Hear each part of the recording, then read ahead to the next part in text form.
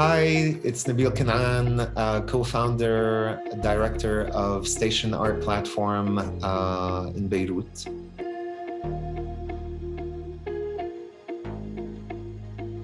We set up Station in 2013. So Station is co-founded by two visual artists, filmmakers, Layla Alawi and myself. The setup of Station was driven by the belief in the transformative power of culture, the power of culture and the arts to change people, perceptions, and society by inspiring, informing, creating awareness, call to action. And most importantly, it's about triggering critical thinking with the audience and the wider public. The Station opened in an old wood factory that we renovated, and أول كام سنة, it was quite experimental in terms of we didn't really know what we were doing. Taking over an old industrial area or space in many cities around the world is quite a common thing. It slowly gets more organized. Other services come into the area. Usually, gentrification happens later. That's a process of an urban development that one sees. Our programming was mainly visual arts in the beginning. You know, there's a lot of new theater makers today who don't want to be on a classic stage, and they have more of a multimedia production. They need to be dancing, they need projections, they have a band playing. You know, a lot of people came through Station and got their first break through Station.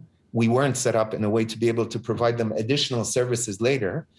But when we started doing international co-productions or being invited to festivals, we would always reach back to artists we worked with or within the scene to see who had projects that could eventually fit a co-production. We look at ourselves as an engaged art space, presenting, co-producing, hosting projects and artists who have a social practice. And these can go from gender to human rights, climate, inequalities of all kinds, social justice projects. For us, we look at the artistic merit of a project. We look at the intent of the theater makers, the eventual impact on the receiving end with the audience. The fact that we work on three pillars: visual culture, live arts, and what we call causes and community, allowed us to have a variety of different activities that attract different audiences. And some events were free, some were very affordable. Actually, we've always been very affordable. That went well until problems in the economy started in 2019. Any reliance on private activities to sustain the cultural started getting riskier, shuttered down since October 2019. The space is still available for rehearsals, but we dedicated 2/3 of Station to emergency food storage and distribution since April last year. And on the music side, we have this big Shuruq program supported by AFAC and the French Institute and some others to strengthen and promote the independent music scene. From an operational point of view, we've always been a very small team, but that's how we've managed to keep our costs down and deliver the projects that we have with the artists and partners we've worked with.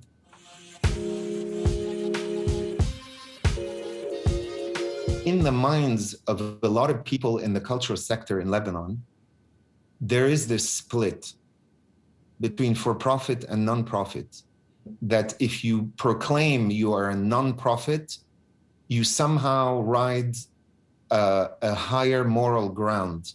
And the for-profit are commercial and somehow of less artistic merit. There is a reality that we have to be very honest about. When a theater maker spends a year writing, planning, developing a project, requesting money from most likely international funders, that's about a year of work, then rehearsals, where you have to bring on artists, crews, rent a space, then produce the show, do all the marketing, communication around it. All that costs money, right? And it's just about being creative in the production. We have a lack of producers in theater who can remove the stress from the artists. يعني نحن, we like to tell artists who come to Station, just focus on the creativity. Yeah, of course there's room for collaboration. How can it be developed? Well, first of all, here, it's a mindset change. Does that mean we're making profit and culture in Lebanon? I wish. We're not from culture. These are spaces that are also private initiatives that cost money to run, have employees, have fixed costs. So we somehow need to generate some revenue to cover these. If you don't start looking at your work as a professional, to be respected as a professional, and that you are creating a cultural production, in that word there's product, I'm sorry, artists don't like hearing this, but treat your cultural production as an experience that you want to share. So you need to understand how to do that.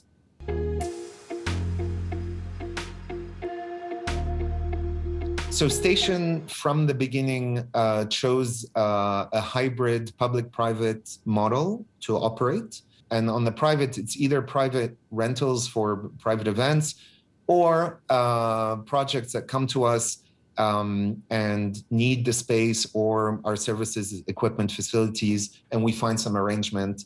Within those, there are concerts, club nights, theater, dance. Some are public presentations, some are formative workshops, talks, things like that, activities that are done. It's very much on a case-by-case basis, which is not ideal, right? I think if we had kind of certain standards, it would protect the artists, the technicians, and the venues and the sector as a whole. I think the variety of programming brought different audiences. Had we purposely planned this? No. For us, these are little ways of introducing people to other art forms along the way. And there's quite a bit of work to do so to increase art literacy, respect for culture. There's just a balance that artists can find in terms of staying true to who they are, what they do, and having a professional career.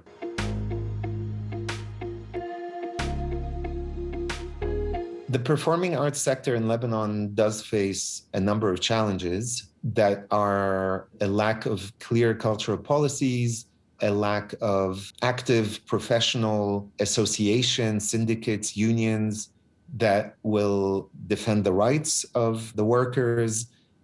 There's a lot of energy spent creating and presenting a project, and then it just stops there. You're talking about a year to 2 years of development, and then 4 nights of representation to the public, and then that's it. You're not building audience, you're not building a repertoire, you're not achieving really much impact, you're not developing a conversation, contributing to the conversation. Look at what other forces are working towards that main goal at the same time and partner with these people so that it eventually reaches policymakers and can eventually lead to legislative change that will affect positively the livelihood of these people and help resolve the issues. The public likes to be entertained. I've heard a lot of comments from the public. We're already suffering enough in our real life. I don't want to go in and hear more misery. And I've seen people leave theater shows because of too much darkness, for want of a better term. And people just, you know, part of the result of that behavior is denial behavior that, you just don't want to see the obvious mess. Well, look at where we are today because of that. It's what to program that is relevant right now in the moment of history that the country is going through, and how to accompany this civic change movement with relevant artistic interventions or representations. It's very hard to be a credible artist producing now when we're live in the situation. We don't have enough distance, right? Critical distance and just headspace, because we are citizens and humans and are suffering like others. So it's hard to produce material right now. And if you do what, you don't want to be repeating what people are watching on the news. And nobody has answers today, whether to the global sanitary crisis or a way out of Lebanon's current predicament. For us, for Station, and for us as cultural practitioners, we have a role to play in encouraging, facilitating, channeling critical thinking. And that starts within the sector, first of all.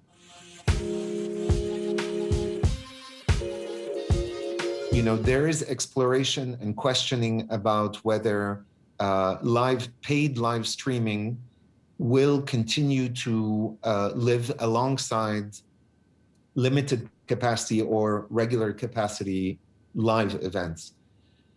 Having information resources out there, whether it's as referential material or active training where you're doing things online, maybe testing, networking, staying in contact with people, sharing files, etc. That's infrastructural things that these tools exist, they should be used. There's no question about it.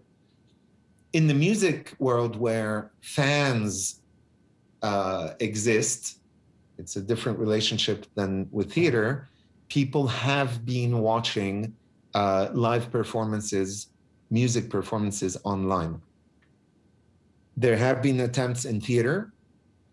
On the positive side is it can be filmed properly, different camera angles, lighting, a different proximity that is provided at specific points in the script or in the plot, etc. It can be produced differently, interestingly. We participated in a number of interesting experimental projects that launched last Tuesday in Switzerland, where actors are calling people. So you sign up for this online, and it's telephone theater. So you sign up and they tell you, we're going to call you at 7 p.m. And an actor calls and performs their part for 20 minutes. And these are stories that are written specifically for that experience. And it's been actually very interesting. So innovation, experimentation, connection, maintaining that is important. I think the public, they don't realize how much they miss culture at the moment and how important it is to their identity, to their well-being. Lebanon is not going to be easy in the immediate short term because of people's spending power, and we should be careful about underselling work for free. It's not the right message. There's work, there's people, they have bills, energy, etc. They have social security and etc. Also, they have their payments. So we shouldn't get people used to free, but we should find the balance of new productions in new forms and new channels of sharing that content or those experiences and engaging people. And we should stop being ashamed of thinking professionally and using existing ways of doing these things that are maybe more used in the commercial sectors today, but we can learn from these things.